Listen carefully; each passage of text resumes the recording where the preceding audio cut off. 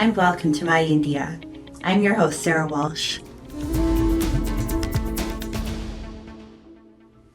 India's diplomacy is making waves on the global stage as the nation emerges as a key voice in sustainability, technology, and inclusive development.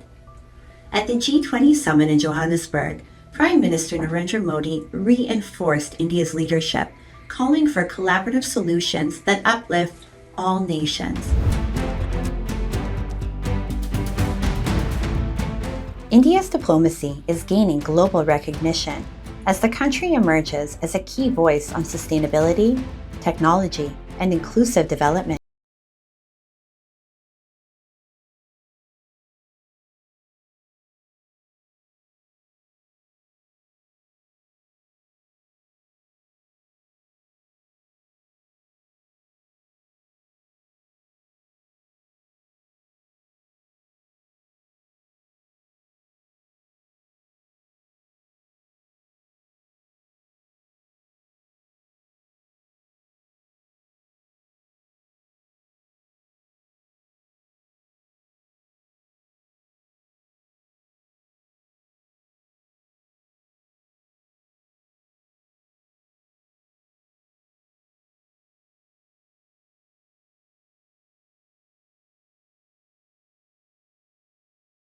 Elaborating India's approach to growth, development, and well-being for all, Prime Minister proposed a few actionable for the G20 to consider. These included, number one, creation of a G20 Global Traditional Knowledge Repository. This would harness collective wisdom of humanity for the benefit of future generations. Secondly, creation of a G20 Africa Skills Multiplier. This program would aim to create a pool of 1 million certified trainers for skilling the youth in Africa. The third, creation of a G20 Global Healthcare Response Team, which would comprise healthcare experts from each of the G20 members and could be deployed to deal with global health challenges in any part of the world.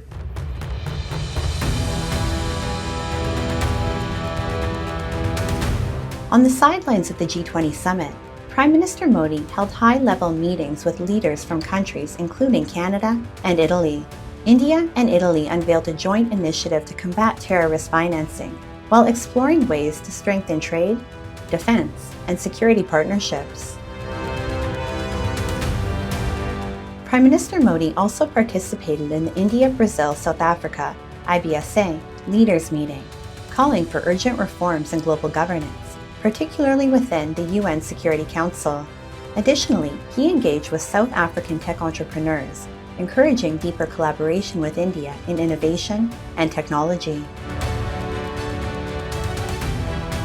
Over the last few years, we invested 80,000 crore in India, and our intention is to double these investments. We are very excited about the potential of growth in India technology, and meeting with Prime Minister was amazing because under his leadership, the use of technology in India has been a reference for the world, and we think Naspers and Prosus can learn from India, but also contribute to invest in startups' ideas to make India a benchmark in AI globally. The G20 summit concluded with the adoption of a leaders' declaration reflecting India's 2023 priorities. It emphasized solidarity, equality, and sustainability, condemned terrorism, and reaffirmed support against money laundering and terrorist financing. India's proactive diplomacy shaped these outcomes, reinforcing its role as a trusted global leader. Under Prime Minister Modi, India continues to set benchmarks in technology, innovation, and sustainable development, promoting progress and shared prosperity worldwide.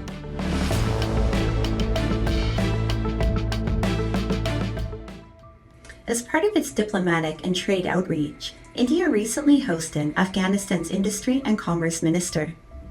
The visit strengthened bilateral trade, explored investment opportunities, capacity building, and collaborative initiatives to support Afghanistan's economic growth and regional integration. Afghanistan's Minister of Industry and Commerce, Alhaj Nuruddin Azizi, accompanied by a trade delegation, visited India to enhance bilateral economic and trade cooperation. During the visit, Minister Azizi held high-level meetings with External Affairs Minister Dr. S. Jaishankar and Commerce Minister Piyush Goyal, focusing on trade facilitation, connectivity, market access, and capacity building. Key outcomes included the launch of the Kabul-Delhi and Kabul-Amritsar air freight corridors, the reactivation of the Joint Working Group on Trade, and plans to establish a joint chamber of commerce. The visit underscored the commitment of both nations to deepen economic ties and promote sustainable trade partnerships. इसमें दोनों मुल्कों के दरमियान जो private sector होगा और जो official delegation हमारे तरफ से है या ऑफिशियल इंडिया की तरफ से है, एक दूसरे के साथ चाहते हैं कि काम करें। ये सबसे हमारे खूबी यही है।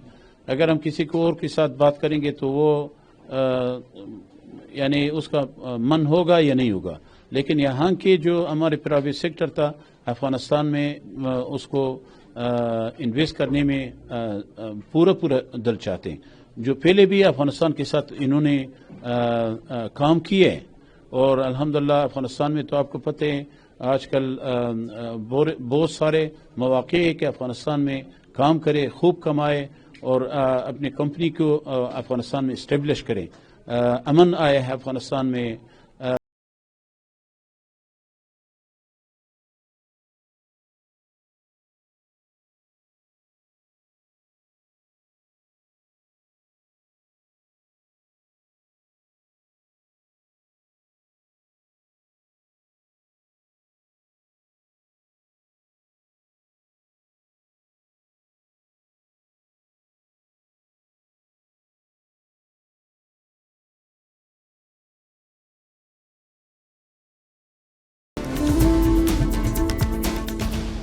India's rich wildlife thrives in its many sanctuaries and national parks, each preserving vibrant flora and fauna.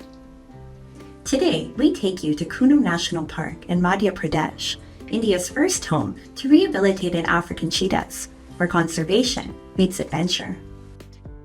With support from the Madhya Pradesh government, a luxury tent city now awaits visitors, offering modern comforts amid the wilderness and a perfect blend of nature, serenity, and thrill.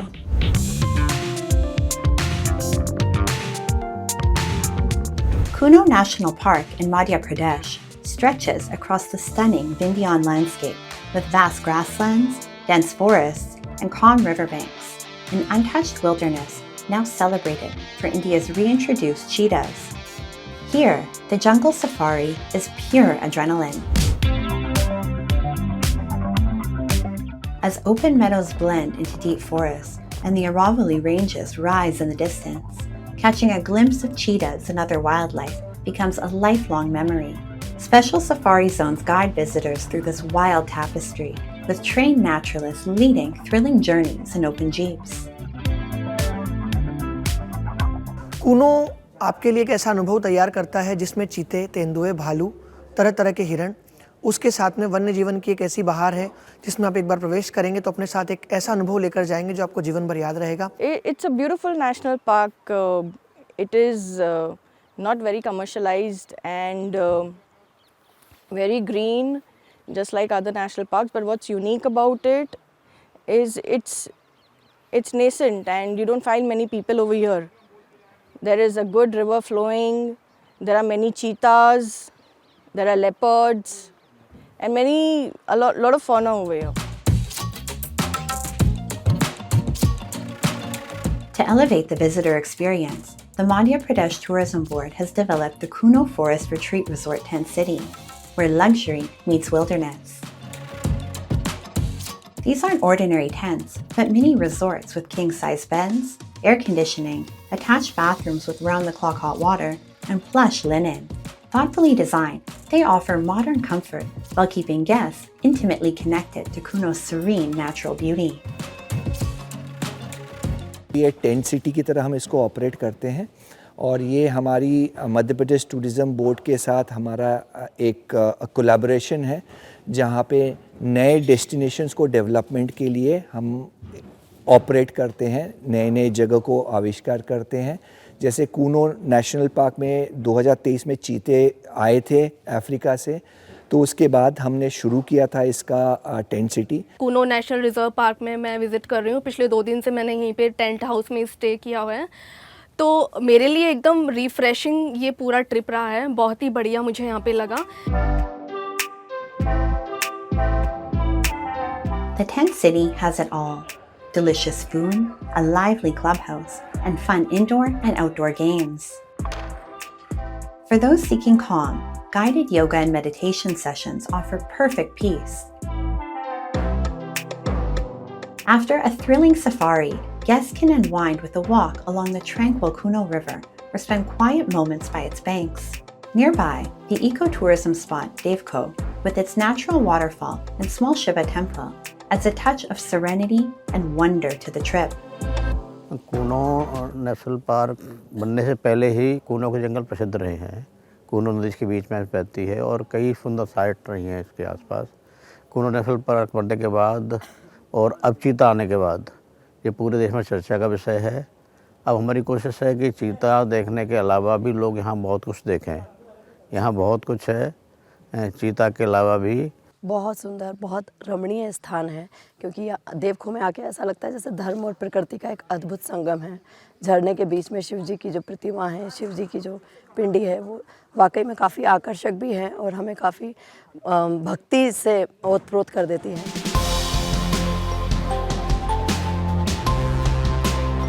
Kuno National Park offers a rare blend of wildlife adventure, luxury, and natural serenity.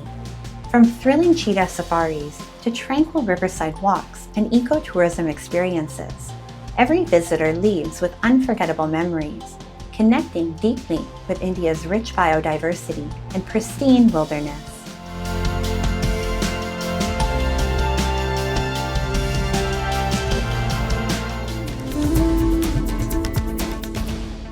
In the heart of Aligarh, a 763-year-old sanctuary continues to whisper India's most enduring truth, that faith may wear many colors, but harmony has just one. At the Dargah of Syed Shah Jamaluddin, Hindus and Muslims stand side by side each Thursday, seeking shanti, sukoon, and the blessing of fulfilled wishes. Here, legends live in the air. Devotion softens every boundary, and brotherhood feels beautifully ordinary.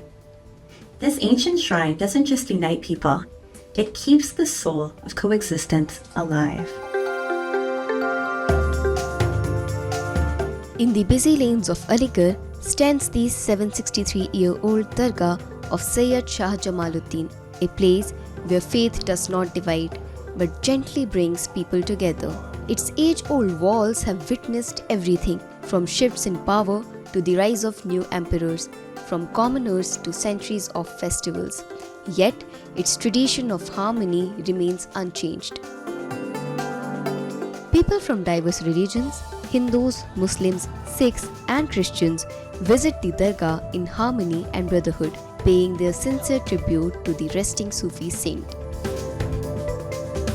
4-5 साल हो गए यहाँ से आता, यहाँ बहुत फायदा मिलता है और सबको मिलता है यहाँ पे फायदा, सब मनोकामना पूरी होती है।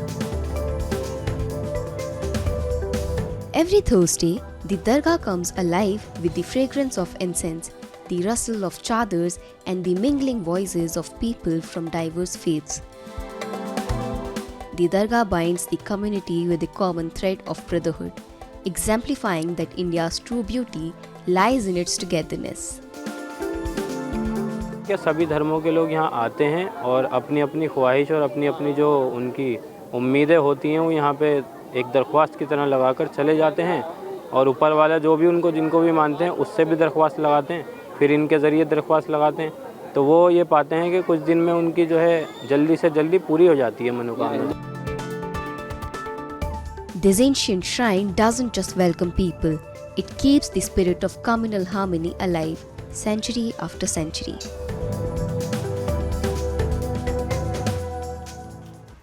Now, let's delve into World in Focus, featuring the latest global developments and events shaping our world.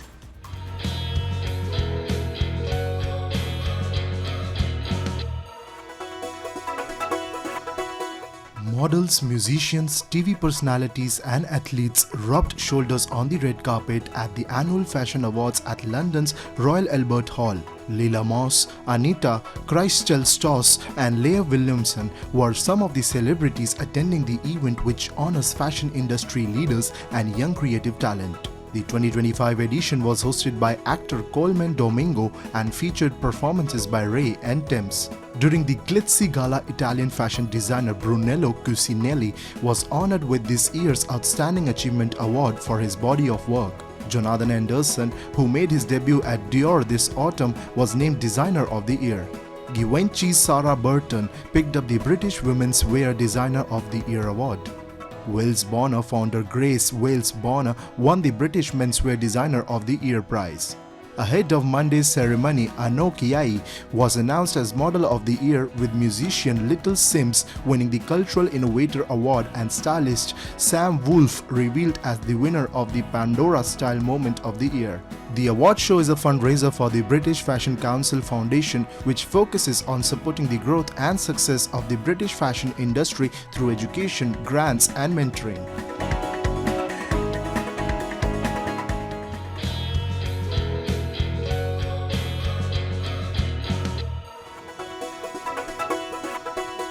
Artisan fishermen dressed as Santa Claus took to the waters of Huanchaco, offering free rides on traditional reed boats to kick off the coastal town's Christmas season. Y desde Huanchaco, todos los pescadores les deseo feliz Navidad. The festive activity organized by the Huanchaco municipality delighted locals alike as the red-suited Santas paddled the iconic reed boats, ancient watercraft used by fishermen along Peru's northern coast for years. With their red suits and white beards, the fishermen blended maritime tradition with holiday cheer, taking passengers on rides through the Pacific waves. India's vibrant tapestry of art and music endures through generations of devoted artists. Among them is Natullah Solanki of the Pushkar Nagara Gharana, who carried the centuries-old Nagara, or traditional ceremonial drum, from Rajasthan soil to the world stage.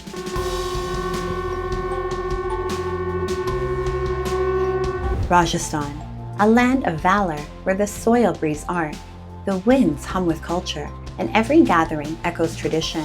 In this rich tapestry, one sound has endured for centuries: the thunderous rhythm of the Nagara.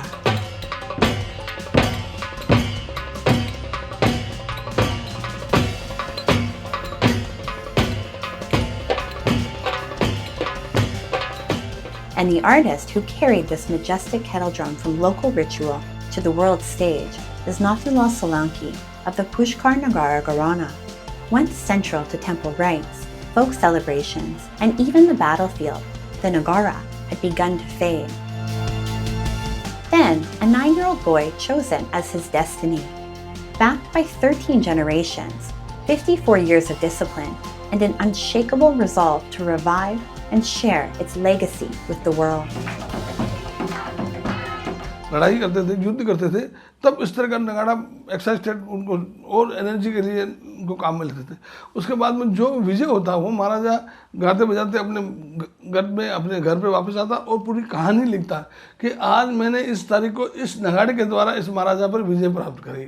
तो उनको पता होता कि मैंने कब विजय करी, कब हारा। At a turning point in his life, Natullah Solanki walked away from a secure police job, choosing instead the call of the Nagara, not as a profession, but as a heritage he was determined to carry forward for future generations. Now, the next generation has stepped forward to carry this rhythm into the future. और मैंने जो सीखा मेरे पिताजी नाथुलाल जी सोलंकी से सीखा। पहले मैं स्कूल जाता था तो मैं रोज शाम को जब अपने स्कूल से जब फ्री होके आता था तो यहाँ ही बैठता था उनके पास। तो यहाँ बैठ के देखता था कि पिताजी क्या कर रहे हैं, इतने लोग पिताजी के क्यों आकर्षित हो रहे हैं, क्या हो रहा है। तो मैं भी उनको देख देख के फिर मैं घर जाता था और ऐसे कोशिश करता था।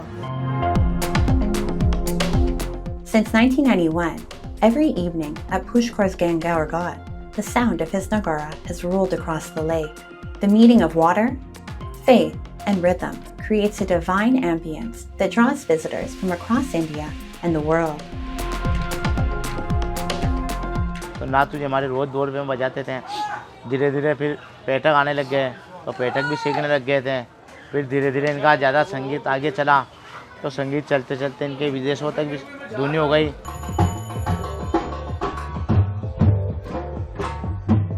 Today, students from India and across the world learn the Nagara from Natullah Solanki, completely free of charge. They spend hours immersed in practice, chasing its rhythm and mastering its art.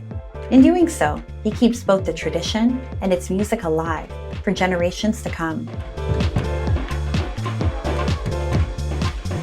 Here in Nagara spot, I just came on my second day just by hearing the Nagara playing, and I was like, okay, this is amazing. This can be like a new way for me to actually meditate and be with the land, with people, local people. The first time I come here and I heard the Nagara, and I like a lot. From India's biggest music festivals to more than 55 countries, his performances brought the Nagara global acclaim, and for the first time, introduced it to the world as a solo lead instrument. His extraordinary contribution to music earned him numerous national and state honors. Today, his children and the generations to come proudly carry this vibrant tradition forward. बहुत खुशी होती है, हम बहुत अच्छा feel करते हैं अभी कि इतना बड़ा नाम है हमारे दादू साहब का, और हमारे दादू साहब बहुत वर्ल्ड के बेस्ट दादा हैं।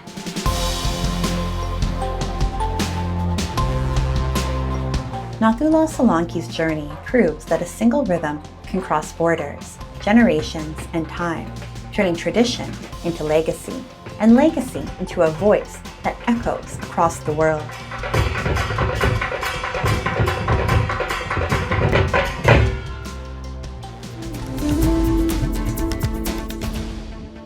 Goa, India's sunshine state, where turquoise waters meet Portuguese charm, and every street carries the aroma of coconut, spices, and stories. Beyond its beaches and nightlife, Goa is a paradise for food lovers, from sizzling curries and fresh seafood to the layered sweetness of bibinka. My colleague Harsha Bhatia journeyed through Goa's kitchens and coastlines, discovering its culinary soul, one plate at a time.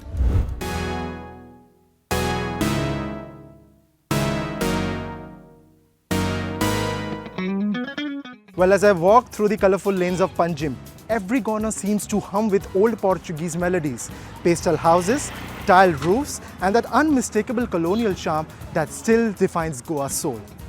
But it's the aroma that truly delves in. Freshly grilled fish, buttery lobster sizzling on the pan, and the cafes serving Goan samosas and sweet buns that melts into your mouth.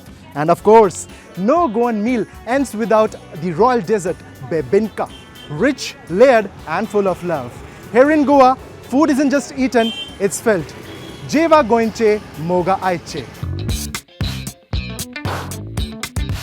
Panjim wakes up early. By sunrise, locals queue at Cafe Bonsley, a name as familiar to Goans as the ocean breeze itself. For decades, it has been the heart of Goan street food, serving flavors as honest as the people who gather here every morning. From Goan buns, deep fried, fluffy, lightly sweet, to bhaji pav, mirchi bhaji, Cafe Bonsley doesn't just serve breakfast, it serves tradition. Here, food is simple but soulful. No frills, no fancy plating, just comforting flavors that fuel daily life. At Cafe Bonsley, mornings don't just begin with breakfast, they begin with belonging. Tourist लोग इधर गोवा में आते हैं, इधर हमारे hotel पे आते हैं, बोला तो सर वटाना भाजी खाने के लिए और स्वीट बंस खाने के लिए, कोई भी रहने दो, महाराष्ट्र रहने दो, गुजरात साइड रहने दो, कर्नाटक रहने दो, तो पूरा वटाना भाजी और बंस खाने के लिए आते हैं सर ज़्यादा लोग। वटाना भाजी तो बहुत फेमस है सर, स्टार सीरियल एक्टर लोग भी आते हैं, स्टार एमएलए एमपी लोग, हमारे कर्नाटक सारा एमएलए एमपी लोग भी आया है, और वो लोग को बहुत अच्छा लगा सर इधर का भाजी।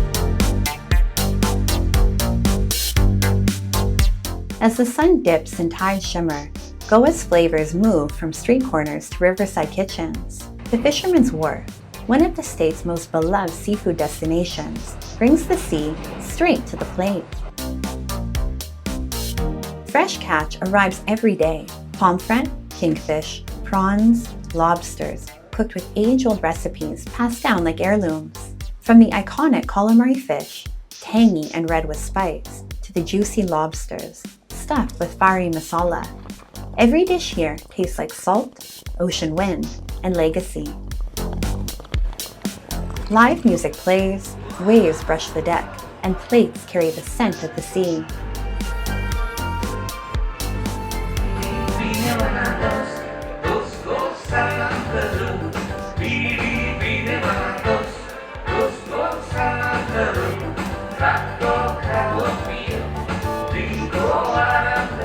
It was started, the brand started in year 2005. So hardly there was any place where people can get a proper seafood with lots of varieties of preparations. So the fishermen's were bring it into the Goan market, and gradually it got very much popular. Guest enjoys a lot. We get many guests from different parts of the countries as well as different parts of the state of India, and they enjoy the seafood very much over here.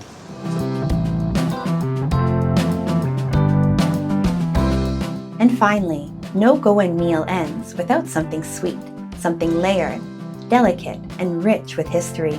Goa's most treasured dessert, bebinca, remains the queen of Indo-Portuguese cuisine. At the Goan kitchen, bebinca is crafted slowly, the traditional way, layer by layer, baked patiently for hours, sometimes days. Coconut milk, egg yolk, sugar, ghee, simple ingredients, but a recipe that demands devotion and time. Bebinca basically is called the queen of Goan desserts, and no feast, no celebration will ever be complete without having a bebinca on the table.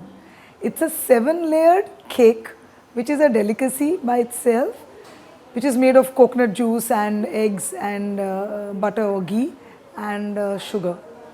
And flavoring is nutmeg, and we'll have a bit of caramelized sugar in it to give it that golden color.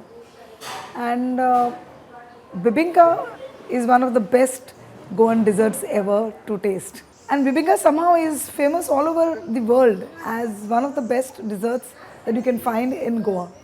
The demand is only increasing.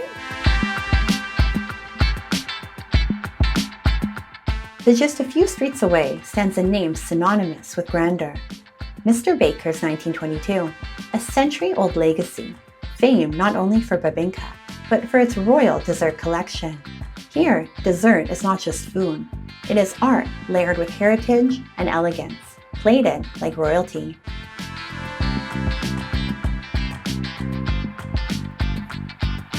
Our USP is you come here for your traditional Goan sweets and savories, and they are of the best quality that you get here.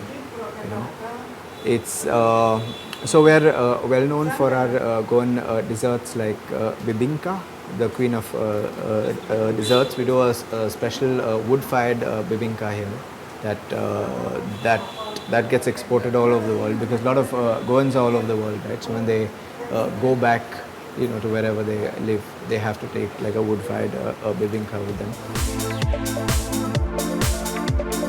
In Goa, food is more than hunger. It is identity shaped by the ocean, culture, and time. From bhaji pao breakfast at Cafe Bonsley, to prawn-laden night at Fisherman's Wharf, to the slow, sweet magic of bebinca at the Goan kitchen in Mr. Baker's 1922. Every plate carries the warmth of a coastal home. Goa teaches us something simple. Food is the way a place speaks.